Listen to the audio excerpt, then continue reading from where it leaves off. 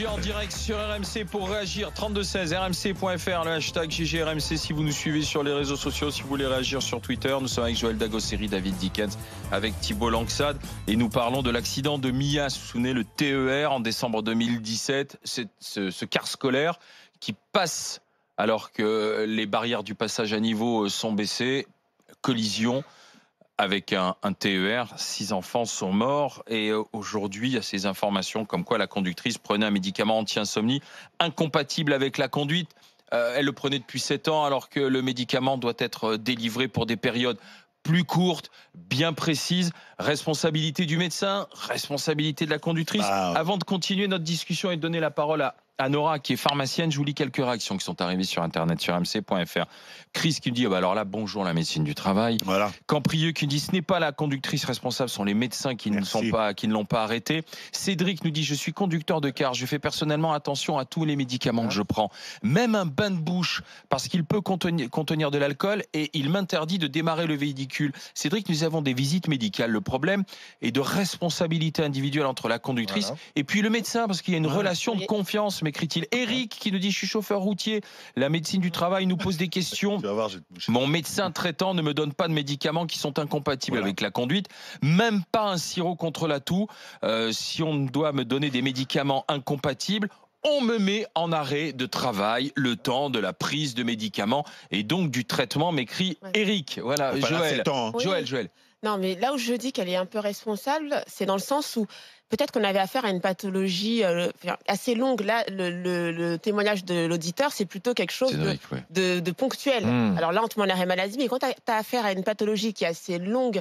Et insomniaque, quoi. Voilà, et quand ton seul traitement, c'est celui-là, eh ben, je peux te dire qu'entre le médecin et le patient, il y a une relation un peu on va dire de laxisme de la part du médecin qui va dire écoutez, si ça vous fait du bien, il y a que ce traitement. Voilà. Moi, dans ma famille, j'ai une personne qui était carrément accro au tramadol. C'est un gros scandale, ça. Ce sont des antidouleurs à base de morphine et tout. Et puis, tu peux être accro comme à la cocaïne ou à l'héroïne. Et tu sais très bien. 100 fois plus fort exactement. Que l'héroïne. Et tu sais très bien que tu ne dois pas dépasser une certaine dose et que les renouvellements d'ordonnances doivent être très, très contrôlés. Et je peux te dire qu'avec le médecin, si c'est le seul médicament qui soulage, tu as le médecin qui laisse passer et qui va te renouveler. Et puis, tu as la pharmacie, tout ça. Alors, justement, parce que tu parles de la pharmacie, nous sommes avec Nora. Bonjour, Nora. Oui, bonjour. Bonjour. Dites-nous alors, puisqu'en plus vous êtes pharmacienne, à votre avis, où est la responsabilité dans ce drame, Nora ? Je pense que les responsabilités sont partagées. Par contre, moi, je voulais intervenir parce que j'entends depuis ce matin pas mal de choses avec lesquelles je ne suis pas d'accord. Je ne vais pas me faire l'avocat du diable, mais quand j'entends qu'en fait le médecin du travail est responsable, non, parce que le médecin du travail ne prescrit pas de médicaments. Donc, il ne peut même pas être au courant du traitement que le patient prend. Là, en l'occurrence, il l'était. On ne peut pas incriminer le médecin du travail. Il peut peut-être être au courant des problèmes, des troubles du sommeil, mais pas de la prescription qui a été faite en dehors, si le patient ne le dit pas. Non, mais là, dans le dossier, il l'était, madame. Pardon ? Dans le dossier qui nous intéresse, la médecine du travail était au courant. Et donc, était au courant des troubles du sommeil et de la prescription. Était au courant de la prise de médicaments. Je voulais parler aussi de la prescription. J'ai entendu dire que c'était un traitement qui était limité à 4 semaines. Or, c'est pas vrai. Il y a des gens qui ont ce traitement prescrit pour bien plus de temps. La prescription est limitée à 4 semaines. C'est-à-dire que quand le patient a une ordonnance, une prescription, cette ordonnance n'est valable que pour 4 semaines. Il faut la renouveler. C'est-à-dire que toutes les 4 semaines, il doit retourner voir son médecin pour une nouvelle prescription. En aucun cas, un somnifère est renouvelable. C'est-à-dire que le médecin peut noter sur l'ordonnance 3 mois de prescription, mais nous, pharmaciens, en aucun cas, nous ne pouvons renouveler une ordonnance. C'est-à-dire que chaque mois, enfin toutes les 4 semaines, nous devons avoir une nouvelle ordonnance. Comment a-t-elle pu avoir ce médicament pendant 7 ans ? Mais parce que le médecin lui a prescrit pendant 7 ans. Mais il y a des gens, alors je vous compte, j'ai même pas les statistiques, mais je peux vous dire, moi qui suis en première ligne, le nombre de personnes qui prennent des somnifères, des anxiolytiques, et vous le savez très bien, en France, on est un grand consommateur d'anxiolytiques. On est les champions d'Europe. Voilà, au monde. En consommation de médicaments, dont des anxiolytiques, les impôts des antidépresseurs et les psychotropes, c'est peut-être lié. Ça va ensemble. Il faut comprendre. Non, mais il faut comprendre que toutes ces personnes qui ont besoin, alors c'est des consommations addictives. Hein. On est réaliste. Hein. Mais toutes ces personnes en ont besoin. C'est-à-dire que s'ils n'ont pas leur anxiolytique, ils n'ont pas leur somnifère, ils ne peuvent pas dormir. Le lendemain, ils ne peuvent pas se réveiller et aller travailler. Oui, mais est-ce que vous dites vous-même que c'est addictif? Donc en fait, c'est le serpent qui se mord la queue. Voilà. C'est-à-dire qu'à un moment donné, on prescrit. En plus, on parle d'une professionnelle de la route. C'est pas la même chose de prendre ça quand on va ensuite travailler devant son ordinateur que de prendre la route et de transporter des gamins chaque jour. Enfin, il y a quand même. Je ne connais pas je ne connais pas le détail de l'enquête, mais il faut voir à quelle heure elle a pris son médicament, à quelle heure elle a pris le volant, parce qu'il y a toute une. C'est-à-dire qu'on peut prendre un médicament somnifère pour dormir et conduire le lendemain. Oui, mais là, c'est conduite interdite. C'est conduite interdite. Ça veut dire quoi, conduite interdite, alors, pour vous? C'est interdit entre minuit et 8 heures du matin, c'est quoi? C'est pas conduite interdite, c'est conduite.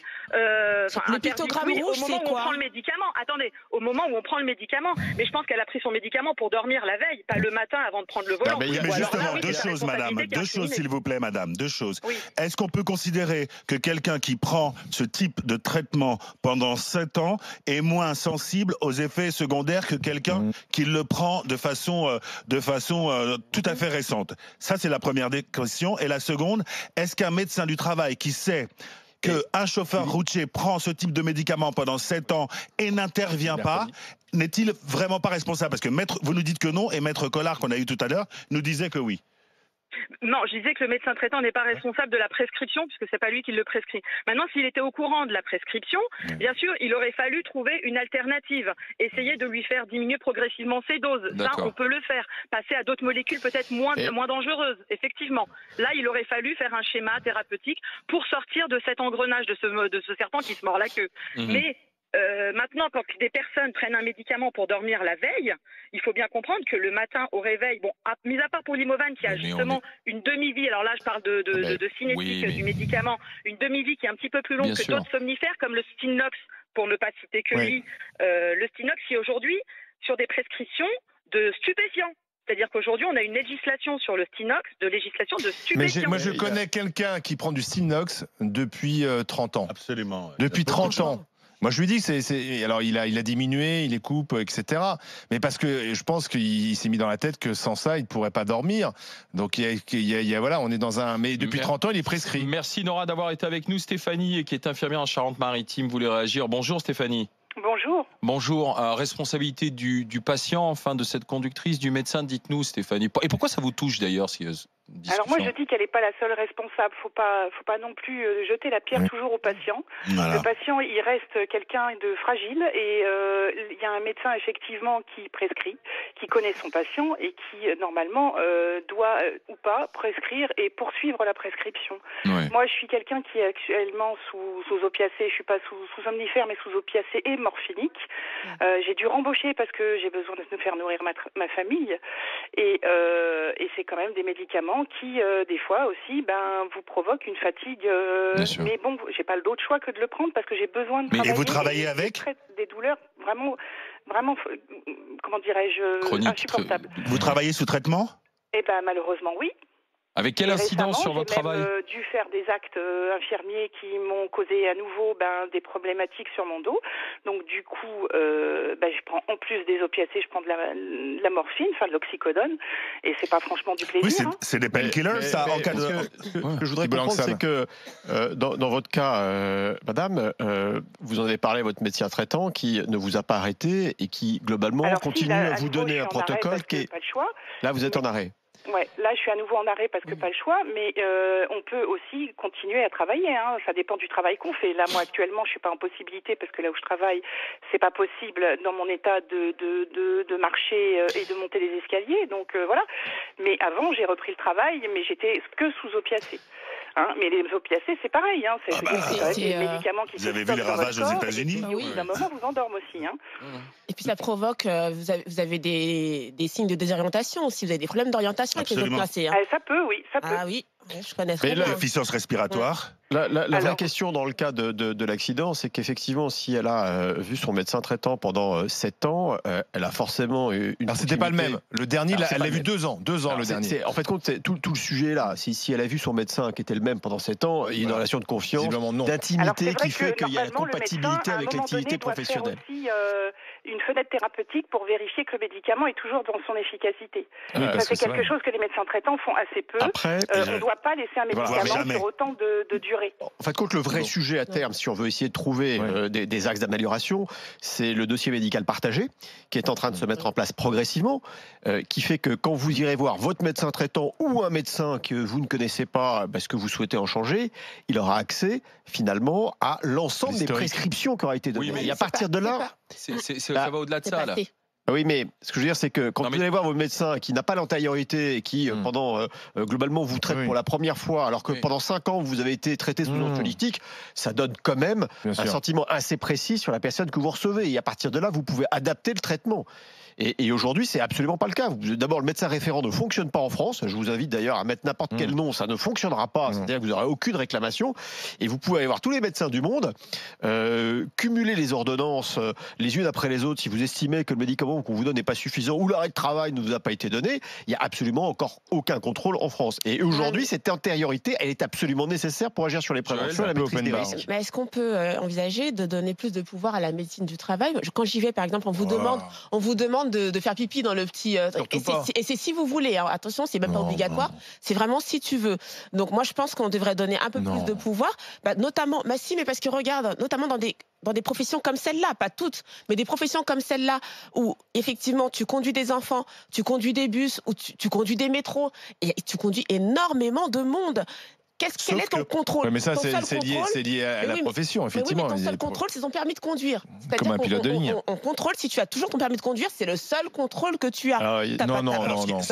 Quel autre contrôle tu as? Tu crois quand tu as des prises de sang, tu as des trucs. Merci à Stéphanie de ce témoignage. Merci d'avoir été avec nous, Stéphanie. On va clore la discussion provisoirement. Juste une petite chose qui est très importante. Ce petit triangle, il empêche de conduire, mais il interdit aussi l'utilisation de machines, parce qu'il y a aussi beaucoup d'ouvriers qui sont sous psychotropes et qui ensuite travaillent sur des machines qui peuvent s'avérer dangereuses. Donc là, on parle de la conduite, mais quand on est le premier pays consommateur de psychotropes en Europe, ça impacte pas seulement les conducteurs.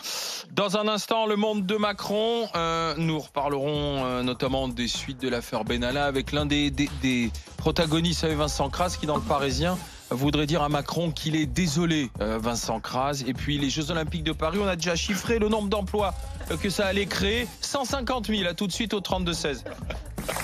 RMC jusqu'à midi, les grandes gueules.